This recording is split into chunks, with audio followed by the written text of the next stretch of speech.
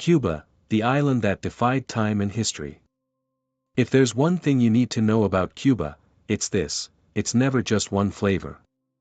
Think of a Cuban sandwich: crispy bread, roasted pork, ham, pickles, mustard, melted cheese. Every layer adds something new, and together it becomes unforgettable. That's Cuba itself, a nation layered with history, culture, politics, nature, and contradictions, all pressed together under the Caribbean sun. The geography of a crocodile-shaped island. Cuba is the largest island in the Caribbean, stretching more than 1,200 kilometers across turquoise seas where the Atlantic Ocean meets the Caribbean.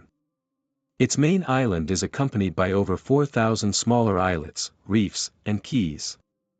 Four main archipelagos wrap around its coastline: Los Colorados in the northwest, Sabana Camagüey along the north-central coast, Jardines de la Reina, the Gardens of the Queen, in the south, and Los Canarios in the southwest, which includes the second-largest island, Isla de la Juventud, Island of Youth. The island itself resembles either a crocodile lazing in the water, or, if you prefer less romantic imagery, a vacuum cleaner. Whichever you see, its outline is iconic. Politically, Cuba is divided into 15 provinces plus Isla de la Juventud, which holds a unique administrative status. The capital, Havana, La Habana, sits on the northwestern snout of the crocodile. It is the country's beating heart, home to over 2 million residents and recognized as a UNESCO World Heritage Site for its colonial core, crumbling yet majestic mansions, and streets alive with 1950s Chevrolets and Buicks. Beyond Havana, the eastern city of Santiago de Cuba serves as the island's cultural capital, brimming with Afro-Cuban traditions, carnival rhythms, and historical significance as the birthplace of the revolution. Meanwhile, Camagüey, with its labyrinthine streets designed to confuse pirates, dominates the Central Plains. And then, of course, there's Guantanamo Bay, a U.S. naval base leased in the early 20th century under conditions that Cuba has long disputed. Since the 1960s, Cuba has refused to cash the rent check sent by the U.S., leaving the arrangement in a bizarre diplomatic limbo. The perimeter around the base is marked with fences and even old landmines, making it one of the strangest political relics in the Western Hemisphere. A land of mountains, valleys, and tobacco fields. Cuba's interior is as diverse as its coastline. 3 major mountain chains break the horizon. Sierra Maestra in the southeast, where Pico Turquina, 1,974 meters, rises as the nation's highest peak. These rugged slopes once hid Fidel Castro's guerrilla fighters during the revolution. Cordillera de Guanaguanico in the west, home to the famous Vinales Valley, a surreal landscape of rounded limestone magueyes covered in lush vegetation. Naipsaguabaracoa Range in the east, near Baracoa, the oldest Spanish settlement in Cuba.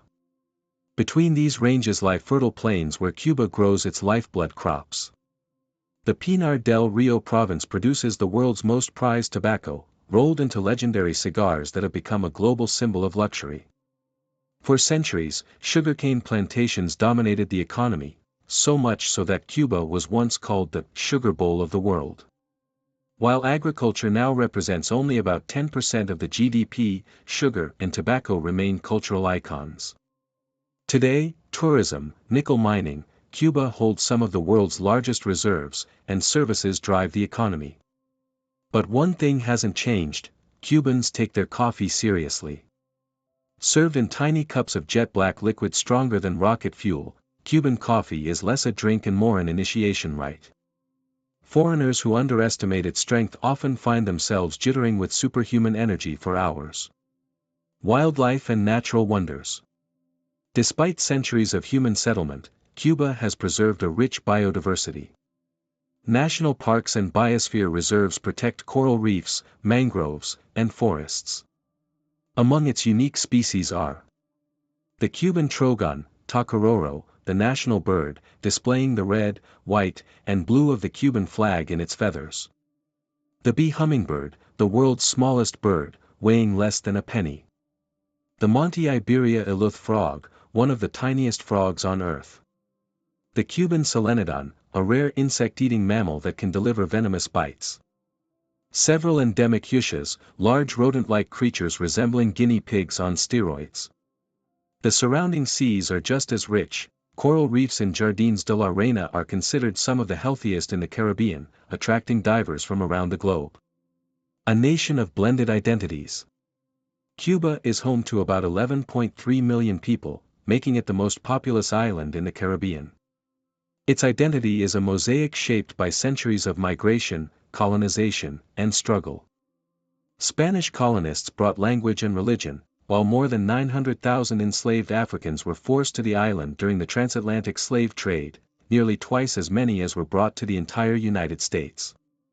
Their descendants today form the backbone of Afro-Cuban culture, from rumba rhythms to Santeria spirituality. Official statistics list about 63% of Cubans as white, 27% as mestizo or mulatto, and around 10% as black, with small communities of Chinese, Haitian, and other immigrant origins. Yet DNA studies reveal that even among Cubans who identify as white, African ancestry is widespread, reflecting centuries of blending. Indigenous Taino heritage is faint but still claimed by small rural communities, especially in the eastern provinces. Cuba's official language is Spanish, but the Cuban dialect is distinctive, fast, rhythmic, full of local slang, and often dropping consonants in ways that can bewilder other Spanish speakers. From colonies to revolution. Cuba's story is one of resilience and upheaval. Discovered by Columbus in 1492, the island became a crucial Spanish colony for centuries, exporting sugar, tobacco, and coffee. Havana's harbor was once the gathering point for Spanish treasure fleets bound for Europe. Independence movements flared throughout the 19th century, culminating in the Spanish-American War of 1898, when Spain finally lost control. Though nominally independent, Cuba became heavily influenced by the United States during the early 20th century, with American businesses dominating sugar and tourism. This period also brought corruption and inequality under leaders like Fulgencio Batista.